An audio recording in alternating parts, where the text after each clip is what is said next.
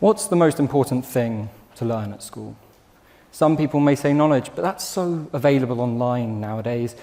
Others may say how to learn. A better answer, to be sure, but what I'd say is most important is to learn to be kind to each other and to respect each other. Empathy is the key. And that's what I want to show you today. The problems in our society that have been so clearly revealed by social media. And I want to show you that there is still hope and how, with empathy, we can overcome the hatred that fills our society and we can build a better, more caring society, how we can use social media to build bridges rather than to burn them. We have a problem. Social media is the culmination of thousands of years of innovation, the end result of the human instinct to want to connect, and yet we find ourselves divided into groups, categorized, labeled, immersed in our own social reality, often disconnected from the world around us. We live ever more in bubbles characterized by hostility towards people of other opinions. Over the past decade alone, in England and Wales, the Home Office statistics have shown that recorded hate crimes have risen by over 250%. How have we come to live in this world full of hate? Social media, I say, has given us not only the power to connect, to follow, to embrace other people, it has also given us the power to block out, to filter out everything that we don't like, to create our own little echo chambers, affirming our viewpoints and pushing us into ever stronger belief in the conviction of a righteousness of those viewpoints. You see, the thing is that on social media we are so able to access information that we believe in, information that we agree with, just as anywhere on the internet, in search algorithms, we are sent only the information we agree with, and we consume only the information that we agree with. And the thing is that this leads, unsurprisingly, as research has shown, to an increase in affective polarization, increase in polarization that is characterized by hate and characterized by dismissal of opposing viewpoints. You see, this is visible even in the most recent UK general election in 2019, where abuse towards candidates reached almost 1 in every 6 tweets, according to a report by Polymonitor. But the algorithm alone doesn't determine what we see, because the algorithm can only show us from what there is online, which is an increasingly worrying thought.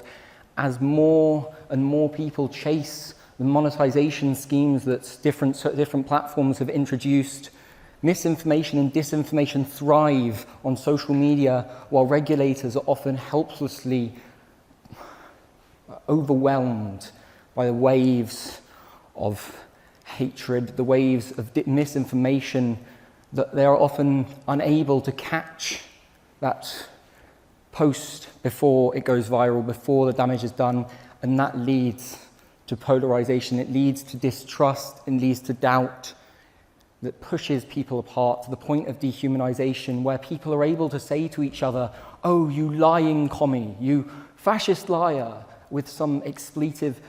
And this hate, this dehumanization is even more worrying at a time when, as statistics from Ofcom has shown, more and more young people engage with social media as their primary source of information. 71% of those aged 16 to 24 surveyed in 2023 said that social media was their main platform for news.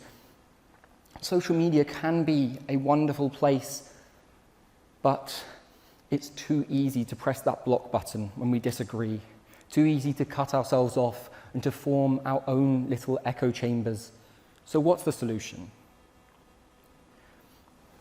We have to remember that we are the architects of our own social reality. Social media is like a web, a tapestry made up of billions on billions of threads.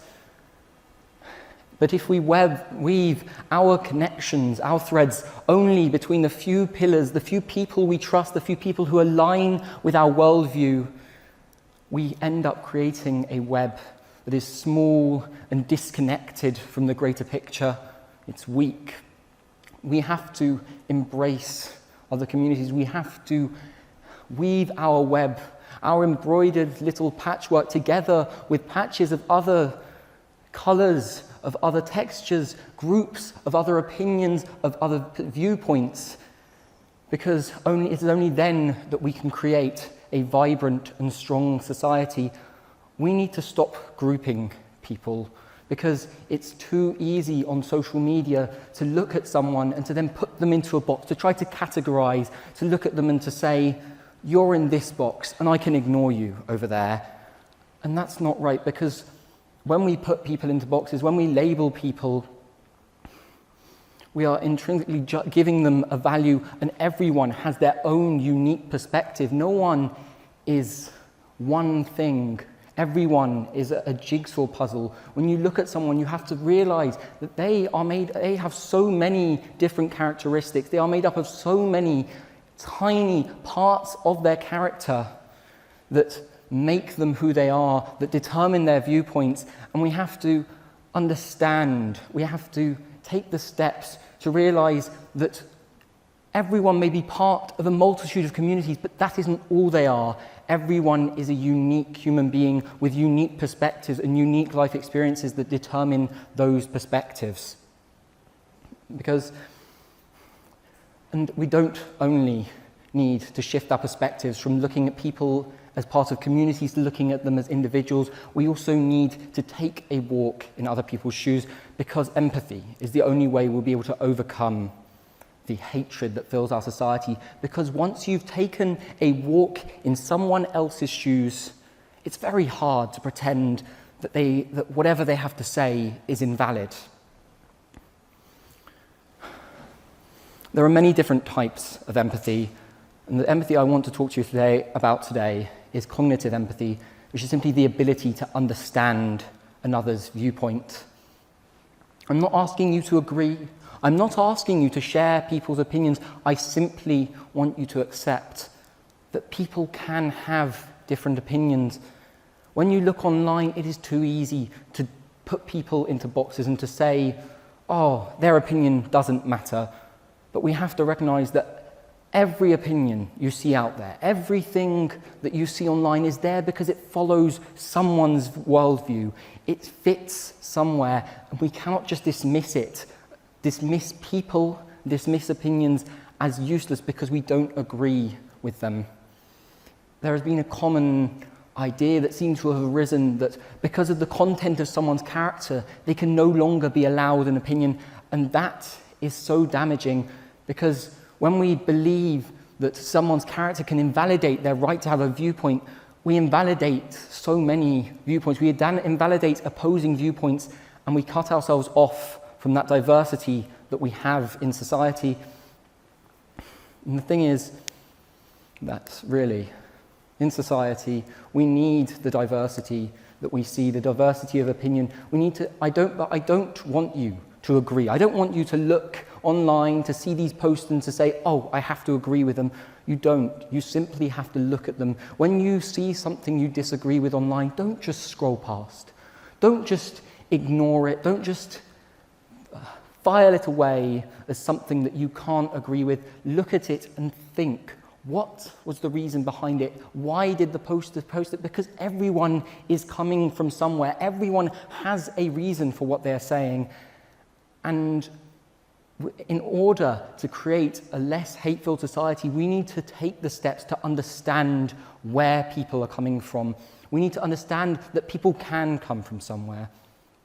And although there is extremism, there's hate speech, and of course I will not condone that, we have to look behind the facade, because behind there must be some reason for such a worldview, some driving force for such hatred in the world.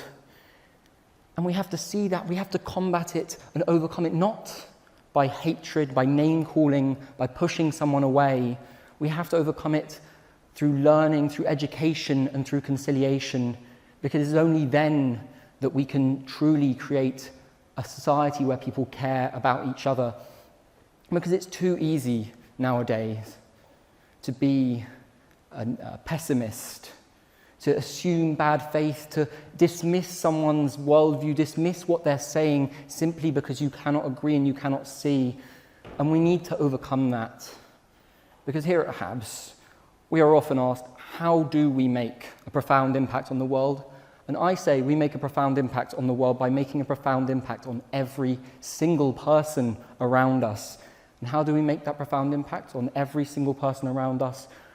By taking the time to look from their eyes, to look at their perspective, because once we realize that everyone, even our fiercest opponents, are people as well and should be respected as such, how can we continue to hate? We can build together, care for each other, and defeat hate together.